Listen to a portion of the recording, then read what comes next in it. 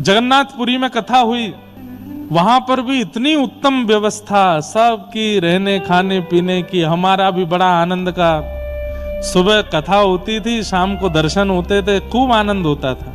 तो पुरी में मैं रोज जगन्नाथ जी के दर्शन करने जाता। अंतिम दिन मेरे मन में भाव आया कि हे जगन्नाथ जी, हमने जो कथा कही, आप उस कथा से प्रसन्न थे कि नहीं, इसका प्रमाण मुझे दीजिए। और इसका प्रमाण मैं तब मानूंगा कि आपके भीतर से, मंदिर से कोई महाप्रसाद लेकर के आवे।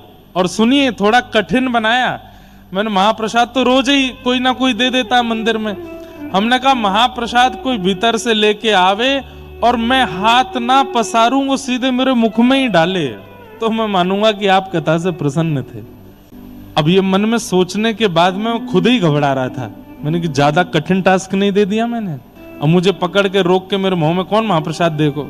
और आप विश्वास नहीं मानेंगे, शायद इनको देवी भैया को याद होगा, अंदर सामने हम दर्शन कर रहे थे और मैं प्रणाम करके नीचे झुक करके जैसे उठा तो एक महाप्रसाद में, एक महाप्रसाद का स्वरूप होता है जिसमें दालचीनी पड़ी होती है और मीठा भात होता है, कानी का।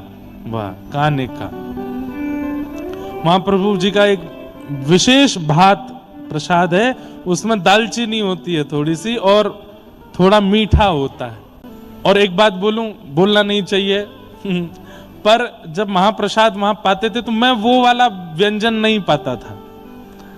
मुझे खट्टा ही ज्यादा प्रिय लगता था, तो मीठा वाला मैं थोड़ा ही लेता था। तो महाप्रभु जी ने शायद मन में सोचियो, जो मोए पसंद है तू क्यों नहीं खावे वो। और बाहर मैं बस प्रणाम करके उठाऊं, इतने में एक पुजारी जी आए और आके सीधे मेरे मुंह के पास, अब मुंह पे तो हाथ डला नहीं तो नाक में पहले डाले 2-4 तो उन्होंने। फिर मैंने मुंह खोला, मुंह नहीं खोला था, उन्होंने अपने आप ही मेरे होठ खोल के डाल ही दिया मुख में। बोला और मुंह खोलो, और फिर मुंह पकड़ के खिलाया। नेत्र ऐसे सजल हुए जगन्नाथ जी। और बिल्कुल मन में तीसरे भाव और था, अगर आप हमारी कथा से प्रसन्न हुए हैं महाप्रभु जी, तो भीतर से महाप्रसाद लेकर के आवेंगे, मैं हाथ नहीं फैलाऊंगा, वो अपने आप पवाएंगे। और दूसरी बात मन में रखी थी कि महाप्रसाद मुख में और नेत्रों के आगे जगन्नाथ जी होने चाहिए, तब मैं मानूं कि आप राजी हो, आप प्रसन्न हो। और निश्चित वो महाप्रभु जी के सामने ये लीला हुई। जय हो।